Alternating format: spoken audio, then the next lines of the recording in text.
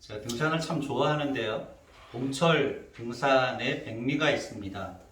봄에 산행을 하면 가장 멋진 것이 겨우내 죽어있던 나무들에게서 새순이 돋아나는 모습을 볼 때입니다. 겨울철에는 소나무 같은 사철나무를 제외하고는 모든 나무들에게 생명의 기운을 찾아볼 수가 없습니다. 다 죽은 나무들 같아요. 그런데 봄철에 햇살에 따스한 기운이 내려앉기 시작하면 어느 순간에 죽어 있는 것만 같았던 딱딱한 나무 껍질 속에서 아주 여리디 연한 새순들이 돋아나기 시작합니다. 그 생명의 신비를 알고 새순들을 들여다보면 어찌 보면 꽃보다 더 아름답다는 느낌을 가질 때가 많이 있습니다. 그래서 한 주간이 다르게 그 산이나 여러 들이 달라지는 모습들, 생명의 신비로 피어나는 모습들을 볼 수 있는 것이 봄철 산행의 백미라고 할 수 있습니다. 그 죽어있는 나무와 같은 생명의 기운이라고는 전혀 볼 수 없었던 그 나무들이 봄 햇살의 따스한 기운을 받아서 새순들을 피워내는 모습들, 그 모습들 역시도 하나님께서 창조의 숨결 속에 담아 놓으신 부활의 신비 중 하나라고 할 수 있을 것입니다. 바로 오늘 고린도전서 15장의 말씀이 이와 같은 부활의 신비에 대한 아주 세밀하고 논리적인 설명을 담고 있는 책이라고 할 수 있지요. 13장의 말씀이 사랑에 담겨 있는 놀라운 신비를 아주 세밀하게 풀어서 설명해 주고 있는 말씀이라면 고린도전서 15장은 부활에 대한 놀라운 신비를 아주 신비롭게 또 자세하게 헬라 철학에 익숙해 있어서 지혜를 자랑하는 사람들에게 논리적으로 설명해 주고 있는 말씀이 고린도전서 15장입니다. 과연 부활에 대해서 이보다 더 잘 설명할 수 있을까 싶을 만큼 부활의 진수를 보여주고 있는 성경 말씀이라고 할 수 있지요. 이 말씀을 함께 나눌 때에 저와 여러분의 심령과 삶 속에도 부활에 대한 확실한 소망과 능력이 임하는 복된 시간이 되시기를 예수님의 이름으로 간절히 축복합니다. 주보 내용들을 보시면서 같이 보셨으면 좋겠습니다. 오늘 본문은 12절로 20절까지의 말씀에 중심을 두어서 말씀을 전하지만 15장 서두에 나와 있는 1절과 4절의 말씀은 반드시 짚고 넘어가야 되는 말씀입니다. 왜냐하면 그 말씀 속에 복음의 핵심이 담겨 있기 때문이지요. 그 복음의 핵심은 예수님께서 십자가의 대속의 죽으심을 죽으셨다는 것이고 죄와 죽음의 권세를 이기시고 3일 만에 부활하셨다는 사실을 증거하는 것입니다. 1절에서 4절까지의 말씀을 자세하게 들여다보면서 같이 읽겠습니다. 1절에서 4절까지입니다. 형제들아, 내가 너희에게 전한 복음을 너희에게 알게 하노니 이는 너희가 받은 것이요 또 그 가운데 선 것이라. 너희가 만일 내가 전한 그 말을 굳게 지키고 헛되이 믿지 아니하였으면 그로 말미암아 구원을 받으리라. 내가 받은 것을 먼저 너희에게 전하였노니 이는 성경대로 그리스도께서 우리 죄를 위하여 죽으시고 장사 지낸 바 되셨다가 성경대로 사흘 만에 다시 살아나사. 아멘. 내가 너희에게 전한 복음을 너희에게 알게 하노니. 아무래도 고린도 사회와 문화는 헬라 철학의 영향이 막강했습니다. 복음을 듣고 믿어서 교회 공동체 안으로 들어오기는 했지만 고린도 교회 성도들의 삶의 현장, 그 사회와 문화는 여전히 헬라 철학이 융성하고 있는 그러한 사회와 문화 속에 살고 있었습니다. 그러다 보니 고린도 교회 성도들은 신앙적으로 굉장히 많은 혼란을 겪어야 했습니다. 그것이 우리가 앞서 보아왔던 여러 가지 문제들을 발생시키고 있었던 것이지요. 이제 그러한 고린도 교회 성도들에게 자신이 전한 복음의 내용들을 다시 한번 주지시키면서 우리의 신앙은 이와 같은 가장 중요한 그 믿음을 갖고 있는 것이다. 그 신앙을 다시 한번 점검하면서 성도의 삶을 살아나아갈 것을 권면하고 있는, 신앙을 점검시키고 있는 내용의 말씀이 1절에서 4절까지라고 할 수 있는 것이지요. 그리고 그 3절과 4절이 복음의 핵심이라고 할 수 있는 것이지요. 성경대로 성경을 통하여서 예언하신 말씀 그대로 예수님께서 이 세상에 오셔서 십자가의 대속의 죽음을 죽으셨고 성경을 통하여서 하나님께서 말씀하신 그대로 죄와 죽음의 권세를 이기시고 3일 만에 부활하셨다라고 하는 것입니다. 이것이 기독교가 믿는 복음의 핵심이라고 할 수 있는 것이지요. 그 믿음이 확실한 것이었다면 너희는 구원받은 것이다. 헛되이 믿지 않고 확실한 믿음이라고 하면 너희들은 구원받은 것이니 구원받은 성도로서 합당한 삶을 살아야 될 것이다 하면서 혼란에 빠져 있는 고린도 교회 성도들의 믿음을 점검시켜서 안전하게 하시고자 하시는 그러한 의도가 담겨 있는 거죠. 우리도 한번 우리의 믿음을 이 말씀을 통하여서 점검할 수 있으시기를 바랍니다. 예수 그리스도께서 우리 모든 죄를 하나님께 용서받게 하기 위하여서 십자가에 어린 양 제물로 죽으신 것을 믿으시기 바랍니다. 또한 십자가에 죽으신 예수님께서 무덤에 장사되었지만 3일 만에 죄와 죽음의 권세를 이기시고 부활하신 것을 믿습니다. 그 부활을 믿는 자에게 어떠한 은혜가 주어졌습니까? 구원과 영생에 우리 역시 부활하게 되어서 영원한 생명을 얻게 해 주시겠다라고 하는 부활과 영생의 산 소망을 주셨습니다. 이와 같은 믿음이 흔들림이 없이 확실하여서 하나님의 구원받은 백성으로서의 삶을 살아나갈 수 있으시기를 간절히 축복합니다. 이렇게 고린도 교회 성도들을 향하여서 많은 어떤 혼란을 겪고 있는 고린도 교회 성도들을 향하여서 믿음을 점검시키고 나서 바울 사도는 본문 말씀을 통하여서 말하고자 하는 본론으로 들어가기 시작하지요. 그 본론에 문제 제기를 하고 있는 왜 부활에 대한 것을 이처럼 논리적으로 자세하게 설명해야겠는지 그 이유를 12절의 말씀에서 설명합니다. 12절은 부활을 설명하고 있는 문제를 제기하는 장면이라고 할 수 있지요. 12절을 같이 읽습니다. 그리스도께서 죽은 자 가운데서 다시 살아나셨다 전파되었거늘 너희 중에서 어떤 사람들은 어찌하여 죽은 자 가운데서 부활이 없다 하느냐. 아멘. 이 말씀이 바울 사도가 부활에 대한 위대한 논증을 시작하게 된 이유입니다. 말씀드리듯이 당시 헬라 철학과 사상의 가장 중요한 요소 중에 하나는 이원론이라고 하는 것이었습니다.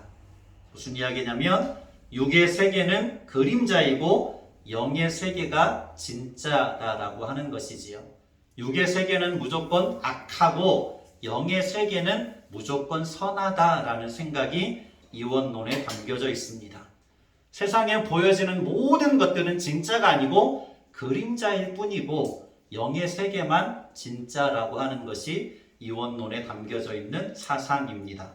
그래서 세상에 있는 그림자인 우리의 육체는 죽으면 소멸돼서 완전히 사라져 버리는 것이고 영은 영원히 존재하게 된다 하는 것을 가르쳤습니다. 이것이 이원론적 사상이고 고린도 교회 성도들 역시도 그들의 생각 속에 가지고 있었던 사상이었습니다.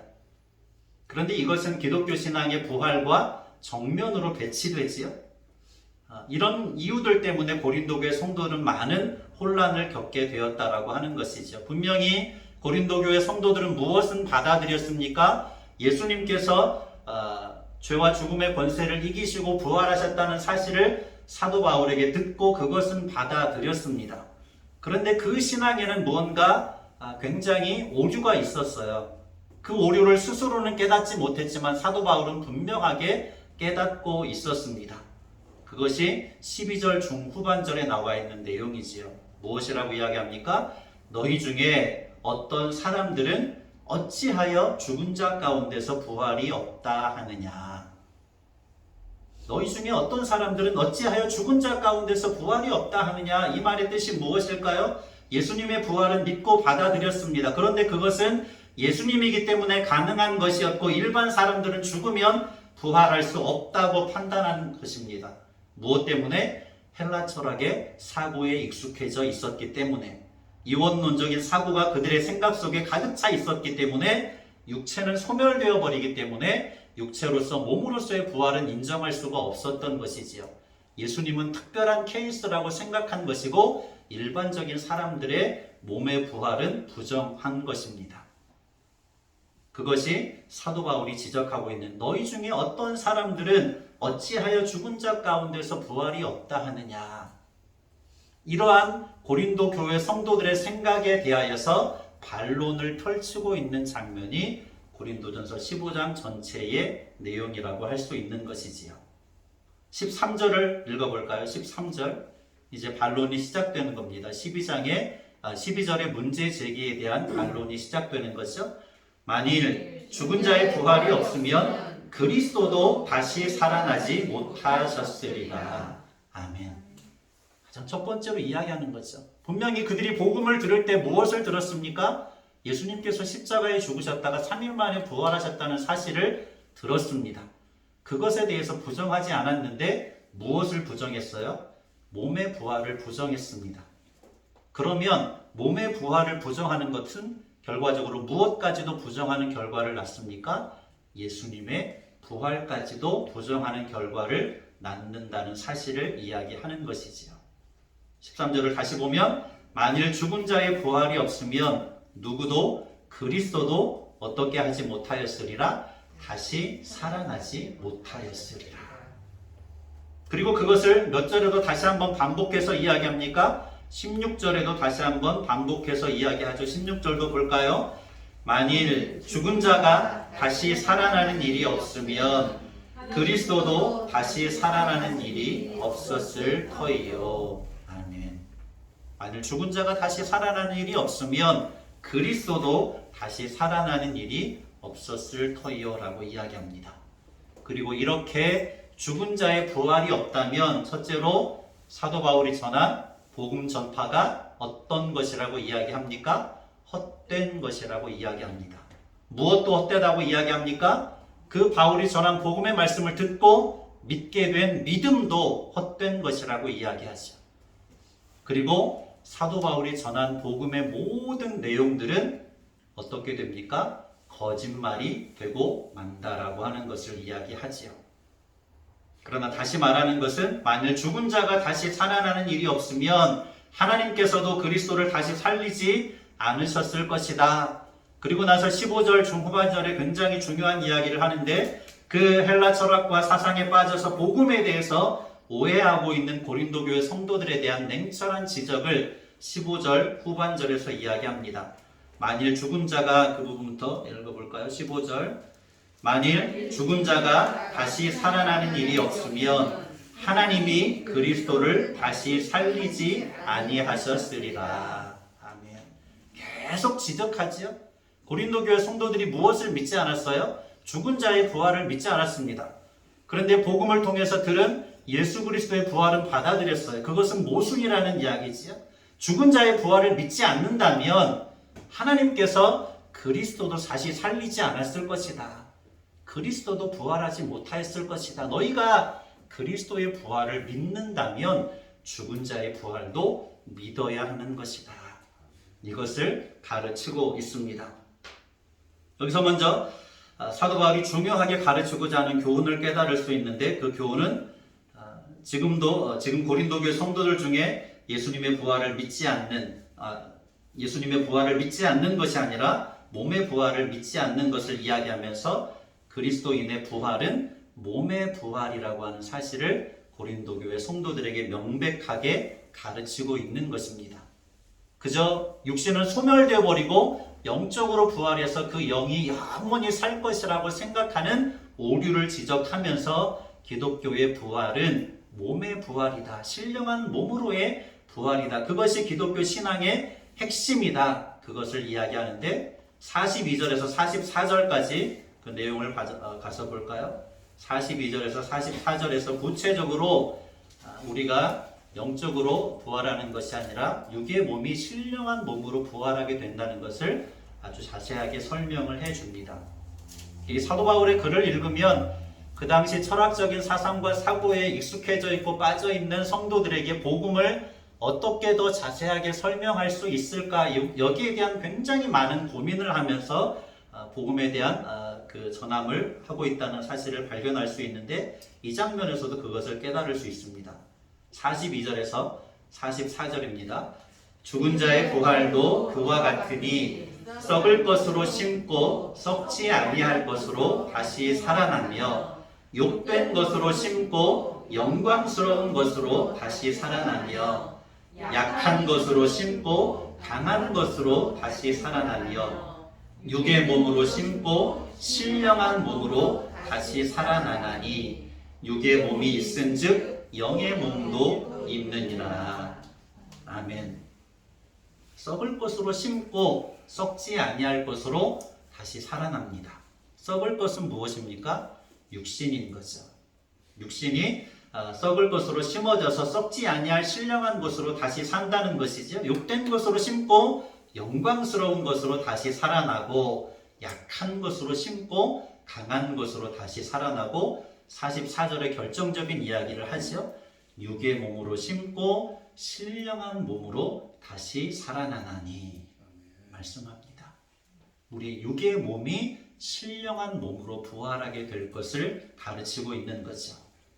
여기에 대한 우리의 육의 몸이 죽어져서 심겨짐으로 신령한 몸으로 다시 살아나게 된다라고 하는 것을 우리에게 보여주시기 위하여서 예수님께서 죄와 죽음의 권세를 이기시고 부활하신 첫 열매가 되어주신 것입니다.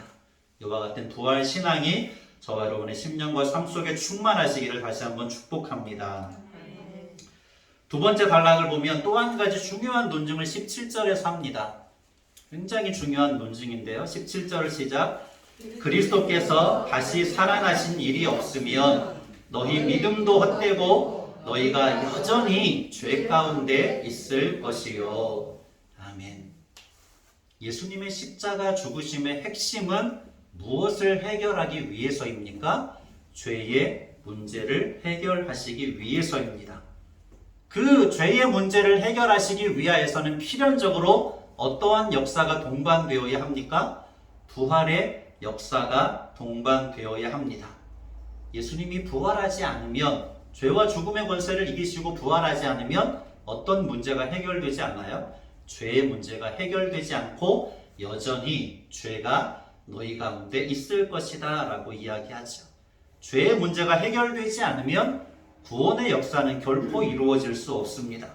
죄의 문제를 해결하는 것이 복음의 핵심이고 하나님께서 이루시는 구속의 역사의 핵심이라고 할 수 있는 거죠. 성경의 대전제는 아담의 후손으로 태어난 모든 사람들이 죄인이라고 하는 것입니다. 그 죄의 문제를 해결하는 것이 하나님께서 이루시는 구원의 역사이죠. 어떤 사람들은 우리 모두가 죄인입니다 라고 이야기하면 기분 나빠할 수도 있겠죠. 그런데 인간의 삶을 자세하게 들여다보면 우리가 죄인이 아니라고 누구도 부정할 수 없을 것입니다.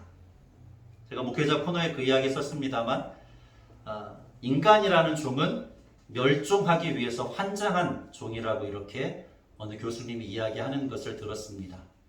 멸종하기 위해서 환장했대요. 멸망하기 위해서 환장한 것 같대요. 모든 그 생태계의 종들 중에서 가장 머리는 뛰어나지만 지혜롭지 않다는 거죠. 현명하지 않다는 거죠. 왜냐하면 멸종하기 위해서 스스로 자기 살을 깎아먹고 있기 때문입니다. 어떤 것이 그런 증거들이라고 할 수 있습니까? 러시아와 우크라이나의 전쟁이 그러한 증거들이라고 할 수 있습니다. 인생들의 탐욕이 만들어내는 자화상이지요.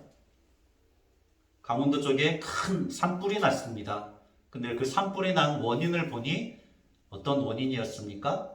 어떤 한 사람이 주민들이 자기를 무시한다고 방화를 해서 엄청난 산불이 일어나서 피해를 입고 있습니다. 역시 죄된 본성을 가지고 있는 인간의 자화상이라고 할 수 있겠죠. 탄소 중립을 이루지 못하면 인류가 공멸한다는 것은 누구나 다 알고 있는 사실입니다. 이제 보편적인 지식이 되었다고 할 수 있지요. 여기에 대한 대책을 지금 당장 마련하지 않으면 얼마 지나지 않아서 큰 피해를 당하게 될 것이라고 계속해서 언론에서 이야기를 하고 있습니다. 그런데 어떻습니까? 여전히 기업들은 일회용기들을 무수하게 찍어내고 있고, 아마존 유역의 그 밀림들, 정글들은 계속해서 파헤쳐지고 파괴되고 있습니다. 석유 에너지들의 사용량은 줄어들어야 하는데 여전히 줄어들지 않고 계속해서 석유 에너지들을 사용하고 있습니다. 이 모든 것들이 인간의 타락한 탐욕들이 만들어내는 자화상들이라고 할 수 있는 것이지요. 이것이 성경이 말하는 모든 인생들은 죄인이라고 하는 것의 명백한 증거입니다. 이러한 죄의 문제가 해결되지 않으면 예수님께서 모든 인류의 죄를 대신 지시고 십자가에 못 박혀 죽으셨다라고 하는 사실에 대해서 죄의 문제를 해결하시기 위해서 예수님께서 모든 인류의 죄를 지시고 십자가에 죽으셨다라고 하는 것이 복음의 핵심이라고 하는 거죠. 어린 양 속죄의 제물이 되신 것입니다. 이 죄의 문제를 완전하게 해결하시기 위하여서 다시 살아나신 것이지요. 죄라고 하는 것은 죽음이라는 강력한 무기와 위력이 없다면 아무런 힘이 없습니다. 56절의 말씀에 가보면 같이 찾아볼까요? 56절.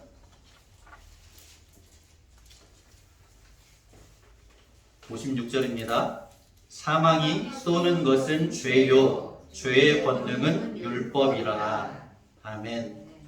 이 말씀을 보면서 제가 한 가지 비유를 생각해 봤습니다. 사망이 치명적인 독을 묻힌 화살이라고 하면 죄는 아주 크고 선명한 표적입니다.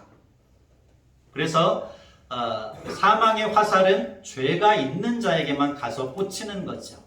죄가 없으면 표적이 사라져 버리기 때문에 사망이라는 화살이 가서 꽂히지 않습니다.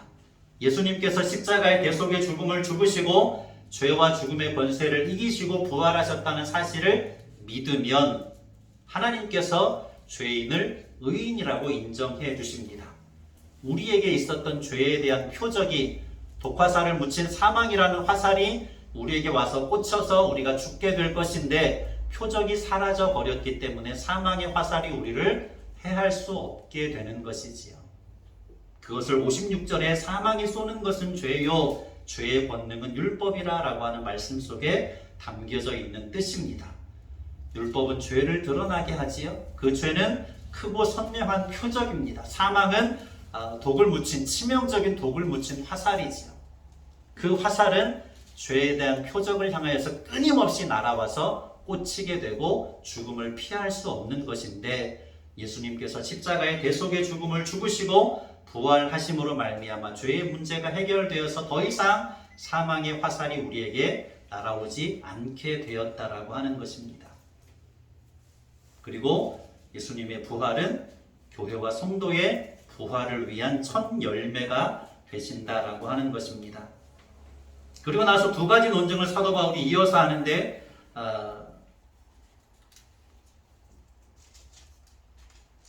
18절과 19절이죠. 18절과 19절을 같이 읽겠습니다. 18절과 19절.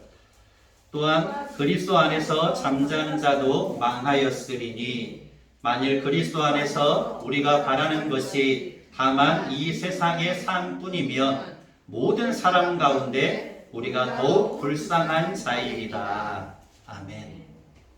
만일 죽은 자의 부활이 없다면 이라고 하는 논증을 계속해서 하고 있는 것이죠. 그렇다면 예수 그리스도의 부활도 없었을 것이다. 우리의 믿음도 헛된 것이다. 우리의 구원도 헛된 것이다. 우리는 거짓말쟁이일 뿐이다. 그리고 그리스도 안에서 죽은 자들도 망하게 된 것이다. 소망이 없는 것이다. 그리고 그리스도 안에 있는 우리들 모두는 이 세상에서 가장 어떤 자들이다?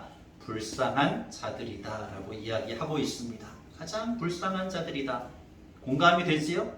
인생이 육신의 삶으로 끝나버리는 것이라면 세상에서 더 많은 즐거움을 찾아야 되겠지요. 사랑의 수고를 행하거나 또 섬기고 봉사하고 희생하고 매 주일마다 예배당에 나와서 시간을 투자하는 것들을 다 뒤로 하고 산과 바다로 나가서 캠핑도 하고 레포츠도 즐기고 우아하게 문화생활도 하고 더 많은 향락을 즐겨야 할 것입니다. 왜냐하면 이 세상의 삶이 전부이기 때문에 카르페 디엠이라고 하는 그 말 그대로 현재의 삶을 더 많이 즐겨야 할 것입니다.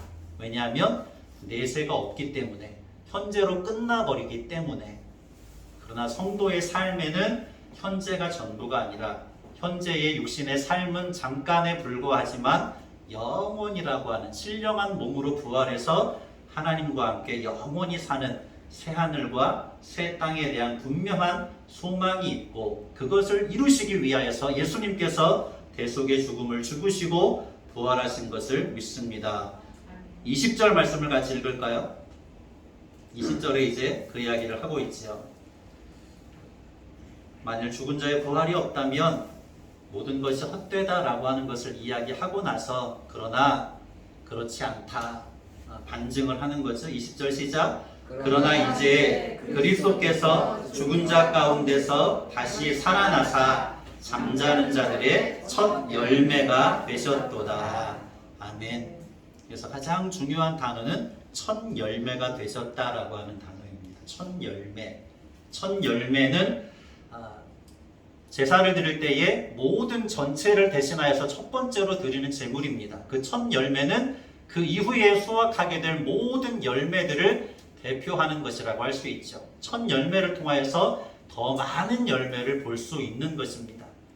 그렇기 때문에 예수님께서 잠자는 자들의 첫 열매가 되었다는 것은, 죽은 자들의 첫 열매가 되었다는 것은 그를 믿는 믿음 안에 있는 수많은 부활의 생명들을 보여주고 있는 예시이다. 이것을 말하고 있는 것이지요. 바울이 전파한 복음은 결코 거짓말이 아닙니다. 고린도 교회 성도들과 오늘날의 모든 교회와 성도들의 믿음은 헛된 것이 아닙니다. 우리는 망한 자가 아니라, 가장 불쌍한 자도 아니라 가장 행복한 자이고 하나님께로부터 부활과 영생의 소망을 가진 자입니다. 가장 어리석고 미련한 자가 아니라 가장 지혜롭고 현명한 자가 교회이고 성도입니다. 가장 행복한 자이지요. 세상에서의 향락은 진정한 샬롬이 아닙니다. 샬롬은 모든 것이 조화롭고 균형이 잡혀있는 참된 평안의 그런 상태를 말하고 있습니다. 세상에서 아무리 좋은 것들을 누린다라고 할지라도 진정한 샬롬은 없습니다. 왜냐하면 하나님의 형상을 따라 지음받은 인간에게는 하나님 안에서만 참된 샬롬을 누릴 수 있기 때문이지요. 세상의 많은 부귀 영화를 누릴지라도 그 안에서는 참된 샬롬을 솔로몬 왕은 경험하지 못했습니다. 그래서 무엇이라고 고백해요? 헛되고 헛되며 헛되고 헛되니 모든 것이 헛되다. 오직 하나님 안에서만 참된 안식과 참된 샬롬을 누릴 수 있었다는 고백입니다. 정리하죠? 헬라 철학의 시대도 그랬지만 과학과 합리의 시대인 오늘날도 역시 죽은 자의 부활을 부정합니다. 믿지 않지요. 어디 가서 예수님께서 죽었다가 부활했다는 사실을 증거하고 그것을 믿으면 우리도 부활하게 될 것이라고 이야기하면 그냥 관념적으로는 그냥 받아들여 주지만 실제로는 받아들이지 않습니다. 그리고 어떤 사람은 화를 내면서 오늘날의 시대가 어떤 시대인데 그런 이상한 이야기를 하느냐며 화를 내기도 할 것입니다. 그러나 예수님의 부활은 역사가 증명하는 명백한 사실이죠. 창조의 하나님께서 그 무수한 증거들을 자연 만물 속에 담아 놓으셨습니다. 초대교회 당시에는 어떻습니까? 예수님의 부활을 현장에서 목격한 많은 증인들이 있었습니다. 그 15장 서두에 이야기합니다. 5절부터 쭉 이야기하는 것이 사도 베드로도 이야기하고 12사도를 이야기하고 500여 명의 제자들이 예수님의 부활을 직접 목격했다는 사실을 이야기하죠. 그리고 그 이후에는 자연 만물 속에 담겨져 있는 그 부활의 신비를 나타내 보여주고 있는 것을 보게 되어집니다. 무수한 증인들이 있고 위대한 경전이라고 할 수 있는 성경이 예언한 대로 이루신 하나님의 구속의 역사이다라고 하는 것이 예수님의 부활이 담고 있는 뜻이라고 할 수 있습니다. 그리고 예수님의 부활은 그것을 믿는 자들에게 첫 열매가 되어서 저와 여러분에게 부활의 소망을 부어주시는 하나님의 은혜라고 하는 것이지요. 44절을 같이 읽으면서 결론의 말씀을 드리려고 합니다. 44절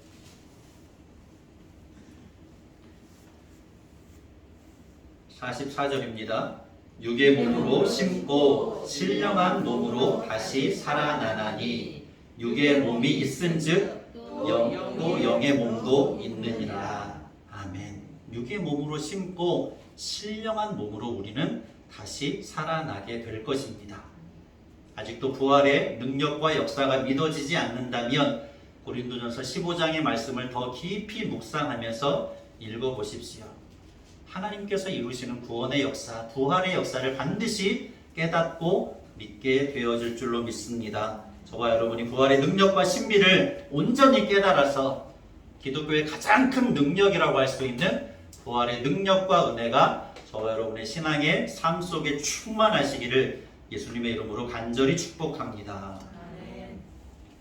고마우신 아버지 하나님 감사합니다. 하나님께서 이루신 구속의 역사 가운데 가장 큰 능력이, 가장 큰 신비로움이 죄와 죽음의 권세를 이기시고 부활하신 예수님께 있는 것을 깨닫습니다. 그리고 그 예수님의 부활은 첫 열매임을 깨닫고 예수님을 믿는 믿음 안에서 우리 모든 성도들도 신령한 몸으로 부활하게 될 것을 보여주셨습니다.